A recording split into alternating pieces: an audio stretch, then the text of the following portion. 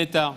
Oui, en deux mots, Monsieur le Président, parce que je céderai le temps de parole à Monsieur De Coster, juste pour vous remercier des propositions et de l'amendement que vous avez joint, parce qu'effectivement, on ne pourrait pas entendre que la région et la communauté d'agglomération qui non seulement sont en charge de l'accompagnement économique concrètement sur les territoires et des conséquences lorsque là se passe mal, lorsqu'il y a effectivement un comité de suivi qui se met en œuvre, que tous les acteurs qui sont amenés à participer au financement et à la décision soient associés, c'était la moindre des choses.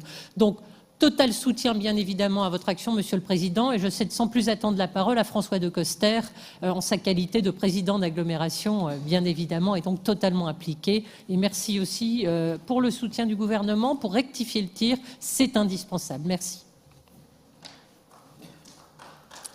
Merci. François.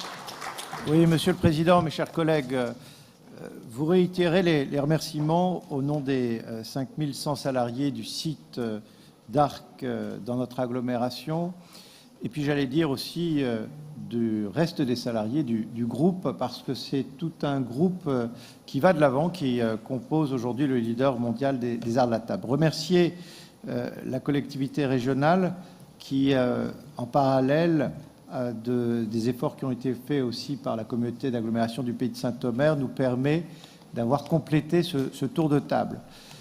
Je dois dire à mes collègues d'une partie extrême de l'hémicycle que je ne comprends pas qu'aujourd'hui, il n'y ait pas, au contraire, une unanimité pour se satisfaire d'un travail qui nous permet d'aller de l'avant, de permettre de consolider une dynamique qui préside aux destinées de cette entreprise fleuron mondial, mais aussi fleuron de notre industrie régionale, depuis une reprise, de laisser encore courir des rumeurs qui ont été à de multiples reprises contestées.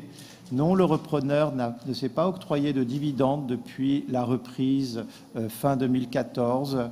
Non, il n'y a pas eu de possibilité, et cela a été redit par le Président, sur le taux. Et permettez-moi de vous dire, il y a quelque part une manière de présenter les choses qui montre que, quelque part, encore une fois, sur un dossier d'une importance que tout le monde reconnaît, quelque chose de médiocre à vouloir en faire un coup politique. Le président Feldman était parmi nous il y a quelques instants. Il a été clé aussi dans ce dossier, puisque c'est devant lui que nous nous sommes rassemblés pour la conciliation qui a été déclenchée à la demande de l'entreprise à la fin de l'année 2018. Et toutes ces questions-là, eh bien, c'est le droit qui nous répond. Et c'est le droit qui nous apporte clairement les réponses à ces questions-là.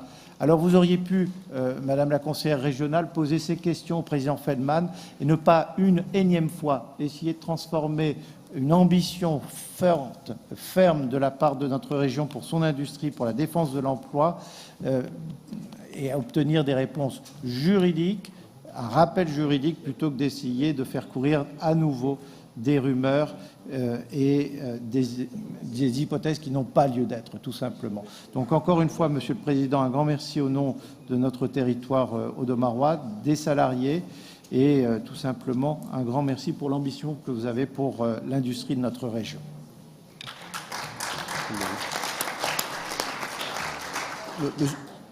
Oui, Monsieur Emery. Oui, c'est un rappel au règlement parce que à 2-3 reprises, vous venez de mettre en cause ma collègue, la conseillère régionale Mélanie Didier.